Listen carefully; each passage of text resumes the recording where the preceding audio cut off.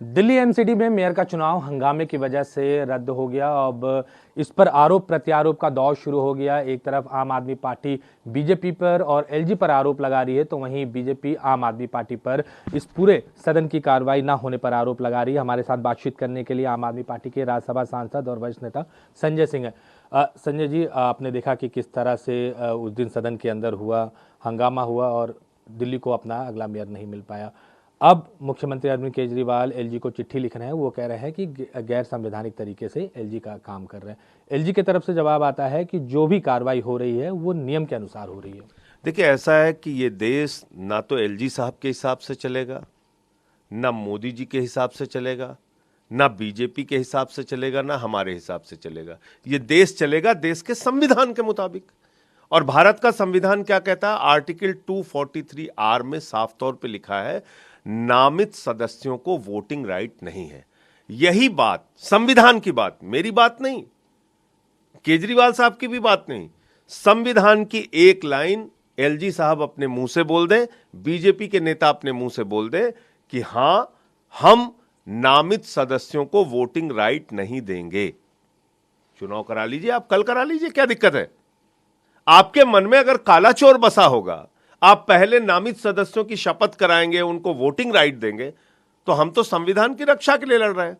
DMC act में भी नहीं लिखा कि नामित सदस्यों को वोटिंग का अधिकार होगा। नॉमिनेटेड मेंबर्स को वोटिंग का अधिकार है ही नहीं। ये हाईकोर्ट का डिसीजन आ चुका है। पंजाब हरियाणा हाईकोर्ट ने भी इसके बारे में डिसीजन दिया है कि आर्टिकल 243R कहता है नॉमिनेटेड मेंबर्स को वोटिंग राइट नहीं है। यही बात एलजी साहब कह दें, यही बीजेपी के नेता कहते हैं, कल चुनाव करा दें, हमें क्या दिक्कत है। लेकिन अगर आप पूरे देश की तरह, जैसे आप किडनैपिंग गैंग अपना चलाते हैं, विधायकों की खरीद फरोख्त वाला, वही काम अगर आप दिल्ली में करना चाहते हैं तो इसका तो हम विरोध करेंगे। आप लोगों ने प्रोटेम स्पीकर का भी विरोध किया। उस पर एलजी की तरफ से जवाब आया कि जो नाम भेजे गए थे उसी में ही सत्या शर्मा का नाम था, क्योंकि मुकेश गोयल के नाम को इसलिए नहीं लिया गया कि उनके ऊपर करप्शन चार्जेस थे। चुनाव के समय उनका वीडियो सामने आया था। देखिए, ऐसा है कि एलजी साहब अभी नए नए एलजी बने हैं, उनको कुछ अता पता है नहीं। आपको मालूम है कि देश के लोकसभा, देश के लोकतंत्र के सबसे बड़े मंदिर के उस सदन में सभापति की कुर्सी के पैनल पर कौन बैठता है? ए राजा बैठते हैं। ए राजा पे कितने बड़े बड़े चार्जेस हैं? मैं ये कहता हूं कि ये तय करने वाले ना एलजी होते हैं, ना मैं होता हूं, ना आप होते हैं। एक परंपरा है ना। मुकेश गोयल पे अगर मुकेश गोयल पे कोई आरोप सिद्ध हो जाएगा तो वो तो सदस्य होने लायक ही नहीं रहेंगे। किसी के ऊपर आरोप लगना, एफआईआर होना, ये तो आप 50 केस में आप देखेंगे।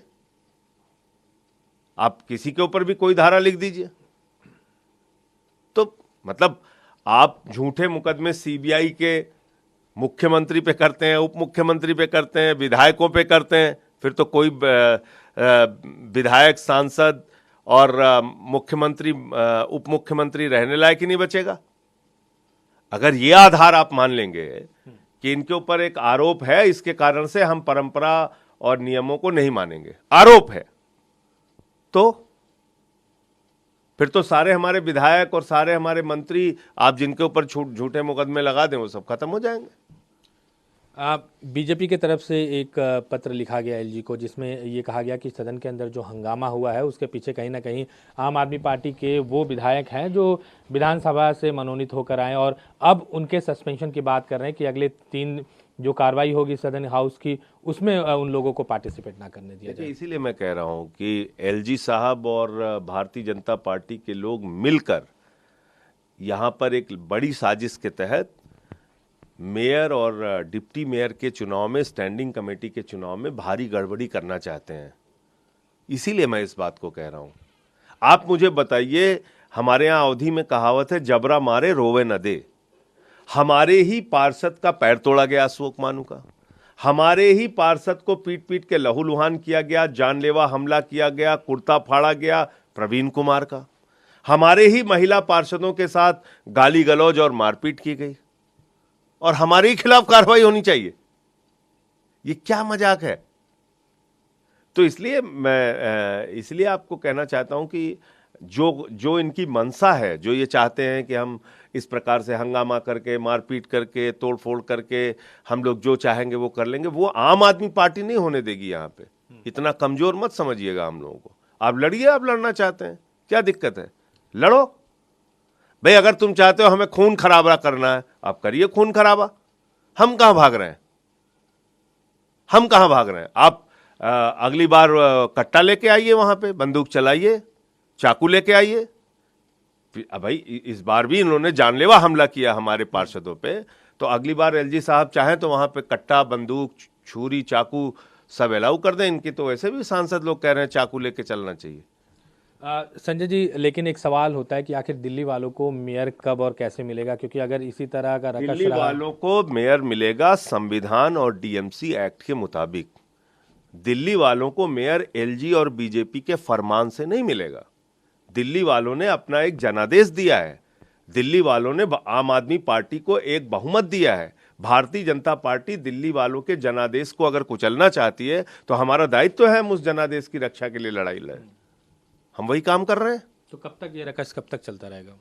एक लाइन का, मैं कहता रहा हूं, एक लाइन में सारा रकस खत्म हो जाएगा। एक लाइन में एलजी महोदय और भारतीय जनता पार्टी के नेता कहें कि भारत के संविधान के मुताबिक और डीएमसी एक्ट के मुताबिक नॉमिनेटेड मेंबर्स को वोटिंग राइट नहीं है। एक लाइन का बयान, और कल चुनाव करा लें, कोई दिक्कत नहीं।